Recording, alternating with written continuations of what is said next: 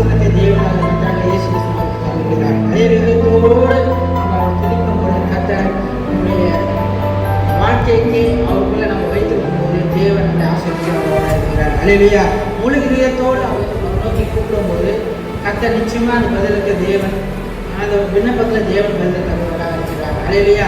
முழு இதயத்தோடு நாம் அவரை சார்ந்து வாழும்போது அவன் அவரோடு கூட இருந்து அனுதினமும் அவரோட சார்ந்து எல்லா காரியங்களும் தேவனாக கர்த்தரை நோக்கி நீங்கள் பார்க்கும்போது தேவன் நிச்சயமாய் அவரோட வாழ்க்கை ஒரு சாதாரண வாழ்க்கை இல்லாமல் ஒரு அதிசயமான ஒரு வாழ்க்கை அவன் அனுதினமும் நம்மளை எப்படி நடத்துகிறான், புதிய கிருபையோடு நடத்துகிறான்னு வேதத்தில் பார்க்கணும். அதுபோல ஒரு வாழ்க்கையில அனுதினமும் புதிய பாதையோடு புது கிருபையோடு புது அதிசயங்களோடு கொண்டு தேவனோட வாழ வைக்க வளர்கிறார் இருக்கிறார். அல்லேலூயா.